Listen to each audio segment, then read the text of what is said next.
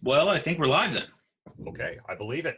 Technology is working for us this week, and so we are now live. This is Chef Christopher Zarnecki of the Joel Palmer House Restaurant. Welcome to the WineBros. I am here with my bro, Stefan Zarnecki of Black Tie Tours, Oregon's premier Oregon wine tour service company. So I like it anyway. Right? That's fun, Yeah. and it's better than teaching, right? Oh man, in many ways it is. Although kids are kind of fun, but kids are fun in small doses. I gotta ask, Chris, are you homeschooling your boys right now, like doing stuff from the school district? I am a certified homeschool teacher, and I've actually been professionally trained in teaching kids of all ages across all subject material. I am certified. I am a certified fucking teacher, and I still can't figure this shit out. It is infuriating. It makes you really feel bad for the teacher. Like, for instance, I was watching one of the many videos with the boys, and the teacher was holding up a piece of paper where she written a sentence. This is for my kindergartner, and she's pointing to the letters and the words, and it was all mirrored.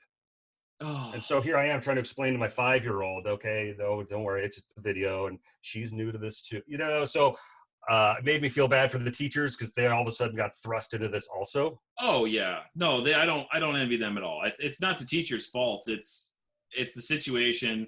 They're doing the best they can. I'm just losing my mind because they're figuring it out and doing better, but. Yeah. Well, I've gotten to take my boys fishing 3 times. I got to take Emmett, my older one, shooting 4 times. So I mean, we've gotten to really bond and connect, which is awesome. I mean, the life of a chef, is not conducive, to super close bonds. So honestly, it's pretty awesome being able to wake up in the morning and be like, yeah, let's watch Dr. Dolittle, the original, at 7:30 in the morning. Why not? Yeah, I've kind of gotten to the place now where like I've gotten out of kind of the doldrum, like, I'm just going to go on a walk, kind of sit around, and I'm more productive now, I think. And now that we kind of have a little bit of a schedule with the school, I think that's good. Well, we both got like this forced vacation, so we had like our downtime, and I don't know about you, but like all my creative juices are just starting to pump again. I mean, I fall asleep at night, coming up with, dish ideas, components of dishes, winemaker dinners, fun, but different things that you haven't heard of before, I don't give anything away because it's all obviously still in planning mode right now. But it's been a blessing in disguise. Let's just hope that the end of it does show up somewhere in the next couple months and it doesn't drag on for years and years. Or if it does, at least we won't have to do school during the summer. Right. Ooh. So there is that. Yes, there is. Which is movies all day long. Okay, so right. Is Tony coming on? Tony's in the waiting room. Real quick. Cool. Everybody, we're bringing on Tony Rynders of Tendril Cellars, based out in Gaston. I think he's still based out in Gaston, yeah. And then I think he has a tasting room in Carlton now. As my understanding, he can probably clear that up. But Tony is absolutely a rock star. Premier. Amazing, one of the most amazing winemakers in Oregon, incredibly well respected, and people who are Tony fans just they flock to his wines and they spread the gospel of Tony and the amazing things that he does at the winery, and we're really lucky to have him on today. Yeah, he's been a huge supporter of the restaurant. We've got a really cool vertical of his wines. Well, hey, let's bring him on. Yep. Okay, we're gonna hit that. Come on now. Come on. He's vertical. He's getting a head start on the drink in there. Yeah. Is he doing that on purpose? All right. There we go.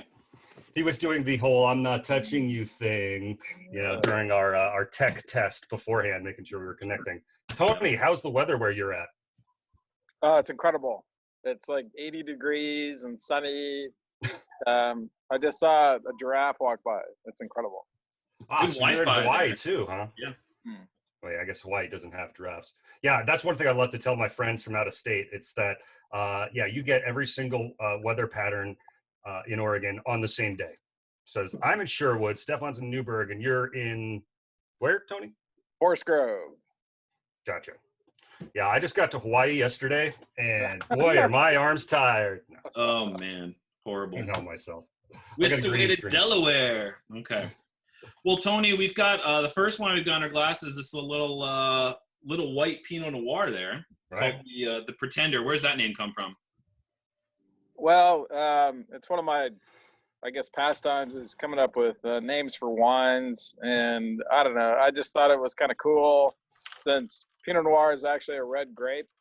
Pretender seemed appropriate for a white wine being made from a red grape, so that's really kind of the thought process there. And you know, the good news is that people, for the most part, get it. So they read the name and the light bulb goes off, which is great. Here's the first thing that popped into my head. Can you see my screen? Yes, I can. With when you said pretend. Oh yes, I knew it. I should have shared the sound. Freddie Mercury. Oh, we got it. I got the sound. Oh, you did? Oh, good. All right. Yeah, well, here's to Freddie in absentia. All right, amen. Rest in peace, brother. Yeah. And now we're in big trouble for copyright infringement. I know. I was gonna say. Hell of an overbite. They're gonna take us out. The Facebook Mark Zuckerberg is like sending a drone after our houses right now. So. Hey, well, this is delicious. I'll have to catch us first. Really enjoying it. Would be great with some halibut. So yeah, seafood totally. And this is the one thing I like about this white Pinot is that unlike a lot that I've had, this is a stand on its own glass of wine. You're watching a movie, you're sitting on the porch, you're surviving the pandemic on your own or with your significant other. You just sit outside and drink it. It does not have to be with food. It's going to be great with food, but it doesn't have to be. It's just always a plus. Well, and importantly, just two real brief things. You know, I wanted to really do something special. So the way that I figured to do it was to take really good grapes. So these are essentially some of the best grapes in the whole winery that we dedicate to making this wine. And then we only take just a small portion of the fruit or of the juice that comes out. So just that, kind of the perfect stuff in the beginning of the pressing cycle. And so is the fruit all from the same vineyard? That's correct. Yeah, it's actually been a single vineyard since I've been making it, which I kind of got back in the white Pinot saddle back in 2013. So why do other white Pinots suck? And yours well, doesn't? That's a great question because I know what I'm doing. Maybe it's part of it. You've been doing this a while. Could you give us the 20-second version of your professional background? Yeah, no, absolutely. No, I actually got in the winemaking business back in, it was the late 80s, and it was in California. So I was there kind of off of a different profession. So I came to wine pretty early. I was only about 3 years out of college. And, was that intentionally vague, different profession? Were you a stripper? Yeah, exactly. Yeah, no, I was a male stripper. Yes, thank you very much. No, I was actually working in the food business, and I didn't really want to go down the corporate path. And so after about 3 years, I had what I like to refer to as my first midlife crisis. So that was when I was 25. So good to get those out of the way early. Good point. And is that what brought you to Oregon? So then, I was actually went to Europe. So it took about 5 months sabbatical, and then came back and found myself in California. And I liked wine, and I found a job at a winery, kind of working in the lab for a little bit, and then ultimately went out in the cellar and made wine. I really liked it, so I went back to school for it, and fast forward 20 some odd years, and here we are. Very cool. Yeah. So, what wineries have you worked for here in Oregon? So the first place I worked for was Argyle. This would have been back in the mid-90s, and then I bounced up to Washington for about 3 years. So I worked at the Hogue Cellars up there, and then came back down to Hogue. Okay. A little micro winery up there. And then I came back down here for a job at a tiny winery at the time, a place called Domaine Serene. So I was there for about 10 years. And that 10 years. That winery grew kind of exponentially over that period of time. And then I cut bait from that place in 2008, started my own business. So I do wine for myself, a couple small labels, both Tendril and Child's Play are just tiny brands, about 1,000 cases each at the most. And then I also make wine for a handful of clients who are kind of like-minded, want to do something special here in the Are you allowed to say what labels those are? Oh yeah, no, absolutely. So I just don't want to forget anybody. So Saffron Fields is kind of my longest standing client at the moment. So they're in the Yamhill Carlton area. I make wines for Open Claim. I do Panther Creek. Or at least a portion of their single vineyard wines. What's up? For how long? I started with that project in 2013. Then I also make wines for a couple of new folks. La Dolce Vita is a new client of mine. Who else? I do. And if anybody's watching, if anybody's watching, sorry to interrupt, we'll totally list all of these out for you so that you can taste Tony's wine under a lot more labels than even I was aware he made. Yeah. Sorry to cut. So Panther Creek, Dolce. I make wine for Jackson Family, for Jory Hills, and a few other folks. So yeah, no, it's been fun. The best thing about it is that they're all great people, great companies, great folks to work with. Well, that's important, enjoying what you do and enjoying the people you work with. And it's also important, the glass that you can enjoy your wine from. So I found that's very important as far as getting like the full aromatic. You bought that at a garage sale an hour ago. Admit it. Admit it. It couldn't be. Social distancing. Right. So uncouth. Yeah. So uncouth. Yeah. Now, if people want to taste the Tendril, and then I have here the Child's Play, if they want to taste those, where can they do that? Well, that's a good question. Okay, maybe not right now. But we had some folks that were doing a good job pouring the wines by the glass. Bethany's table was great with Child's Play, and actually Andy over at the airport at Capers, they were doing a good job. Of course, the Joel Palmer House has a great selection of our wines. Little place. I don't know, Chris, do you know where that place is? Well, one of my questions was going to be, what's your favorite restaurant in Oregon, and why is it the Joel Palmer House? Well, since the first question already got answered, it has to do with the wide and varied selection of fungi, and mushrooms. Yeah, those two. Yeah, yes, there you go. So it's centrally located as well, which is really nice. So it's close to everything. Actually, I think it's close to New York, San Francisco. It's close to everywhere. There you go. Now, we got six different tightrope Tendril tightrope wines on our list. It's a vertical of 2009, 11, 12, 13, 14, and 15, and then we got a single lonely bottle of the 2013 extrovert left. So I'm pretty we were going to raid the cellar, but when you said you wanted to try something current, I was like, bring it, because I'm not going out wine tasting either these days. Yeah, exactly. Now, I think the last time I saw you, Tony, was out at in Gaston, out at the winery. Are you still doing tastings out there? Yeah, so we have since moved actually before this last harvest. So we were out in Gaston for a number of years. So now we're just located right in downtown Carlton, next to a little upstart winery called, correct me if I'm wrong here, Ken Wright, maybe? Kenneth Wrong? Yeah. He's right next door. So great location. So we crushed grapes there, and we were very excited to open our tasting room about 2 months ago, and then I don't know, there was some kind of holdup, some glitch. That's a question I've got for you, because you're making wines for a lot of different labels, and I know Panther Creek is not located just off 3rd Street, McMinnville anymore. So are you making all of these different labels and wines at the same facility, or different wineries, different facilities?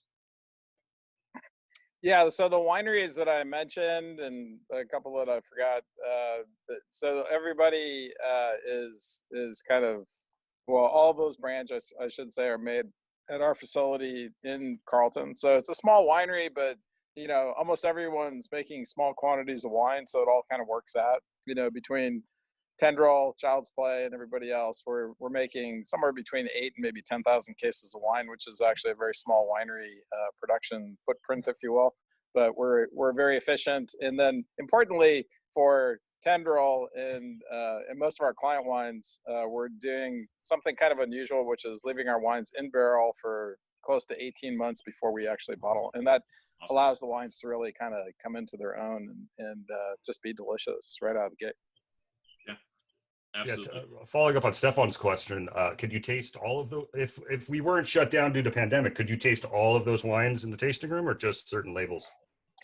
So the tasting room at the moment is just really going to be focused on our wines. It's too much to manage, I guess, at the moment. I think there's some interest, but the logistics of it would be difficult. So we want to keep the message very clear for people. Just wines that from brands that we own is pretty much what we'll be showcasing there. But sure. There's plenty of opportunities to try the other wines, though. For example, Saffron Fields has their own beautiful tasting room, located about 5 minutes drive from our place. But yeah, Stefan, you need to come out to the new place, both of you. I've got to. That sounds good. Well, I can drive by it and wave. We'll bring our full, nuclear, biological, chemical with another gear. appropriate wine glass. That's very. All right, so now your glassware is pretty impressive there, Tony. If you weren't drinking wine, what's it? Scotch, beer, what is it? Margaritas? What do you prefer? Of course, light. Yes, to all the above, as a matter of fact. So whatever's in front of you. pretty much. It's got ethanol. It's on the table. No, I kind of like I like mixing it up. I like mixing it up with wine too. I mean, it's one of the things that I think we all have to sort of struggle with as wineries or winemakers is to try lots of wine from other folks in other regions. I think that's part of what's beautiful about the whole topic of wine. Oh yeah. Perfect. And okay, I gotta ask, where do you see Oregon going with wine, maybe with hospitality? What do you see, in the future? Maybe something that's got to be in your bonnet, or something that's really hopeful. Either way, where do you see Oregon in maybe the next 10 years or so? So I'm not really clear on the question with regards to what. I mean, as far as like different wines. If you had a crystal ball and pandemic wasn't happening, what do you see as kind of like the future of Oregon winery success? Well, I think, one of the things that's been very much Oregon, at least Oregon to me, and I think it's special about it is just the diversity, which I think is very important. I mean, it's one of the things that not only this region lends itself to, but I also think that the nature of, small sort of mom and pop family run wineries, if you will, I think that's going to be still very much a strong focus of our industry. I think importantly, as a function of this whole pandemic and shelter in place, I think people's wine purchasing or alcohol purchasing, their approach has changed. So I kind of am curious to see what's happening into the future. So I think, more of this will probably be going on, which is a good thing. So the connectivity, the options for that are, to me, a real positive. And then folks that are really into it, that want to spend the time going out, having an activity, going out to a winery and meeting some of the people who are intimately involved with the process, I think that will continue as well. But my hope is that, this is another avenue that we've tapped into that, can actually be something that doesn't just go away once this darn virus goes away. This darn virus. And the last wine we're tasting, this is the 16 Extrovert. 16 Extrovert. Here, let's do a little clink here. There we go. Oh, there we go. Perfect. Could you feel it? I could. Well done. Well done. Quickly, what's the story on the Extrovert? So for Tendril, which both the Pretender and the Extrovert are examples, I actually have 5 Pinot Noirs in the lineup there.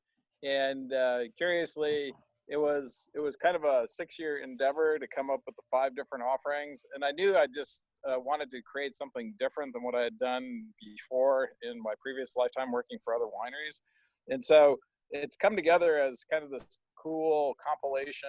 It's a story about Pinot Noir that is, as we describe it, a 5-course meal. And so each one of the offerings is very different one from the next, and there's a progression. And as you taste through the wines, it kind of showcases the diversity and the versatility of Pinot Noir at the dinner table. And so to me, that was really kind of a cool thing. And it was especially cool for me because the first job I ever had was working in restaurants, or working in a restaurant and ultimately cooking, and being separated from that for a number of years, and then coming to winemaking, I had this sort of epiphany that the same skill set that I utilized when I was cooking was also what I used to make wine. So that's, I describe myself as a wine cook.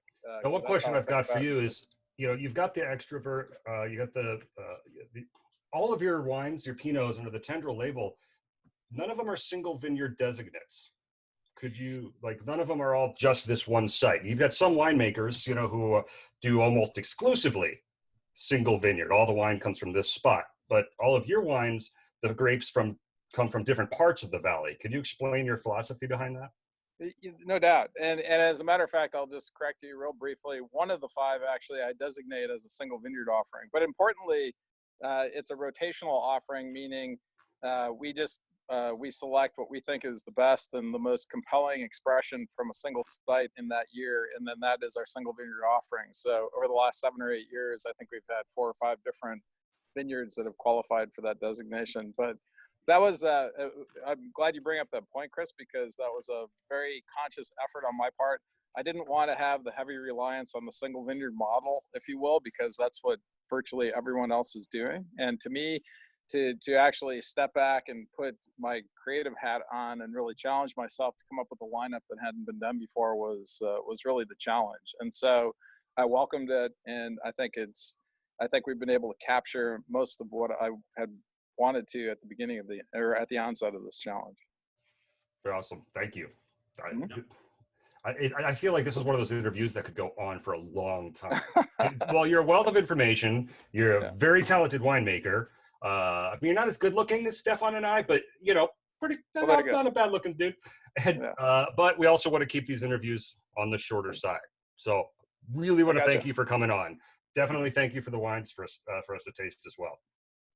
No, my pleasure. And, always a lot of fun to connect and chat and just be social. I think it's important for all of us to prioritize staying connected to people that are important to us. You just never know. So you want to make sure that, that we're keeping it light, keeping it real, and having some fun. Yeah, so that's important. Cheers to you. Thanks, Tony. Now, if you want any of these 3 wines, if you are watching and saying, I am now very, very thirsty, I need my thirst quenched, you're going to go to Tony's website, okay? And go ahead and mention the WineBros when you order there, and that'll help us out a little bit. If you want some of the older vintage stuff that Chris has sitting in his cellar, you can order that, I think, directly through Chris as well. So we'll put some links below, and we'll have links directly to Tony's website for all his current releases, and a couple of the bottles that I've got left I'll offer for sale on the Joel Palmer House website as well. Fantastic. And we got some a killer deal going on for folks if they're so inclined. But we like killer deals. We like killer deals. That's why people are following us. Not killer viruses. Yeah, a few of them. All right, Tony. Cheers. Good to see you. All right. Take care. Cheers, brother. All right. Bye-bye. Bye. Dude, what a rock star. Oh yeah, the real deal. Real deal. Yeah, when we first discussed, okay, who do we want to interview? Tony, I've got him in my email. I got a bunch of his wine. He's tasted with me a whole bunch of times. Sure enough, Stefan has to roll in and be like, oh yeah, I got his phone number. I'll just text him. Show me up, bro. Man, I'm glad he's in Carlton. I had heard that he was going to be out there because going all the way out to Gaston was a bear.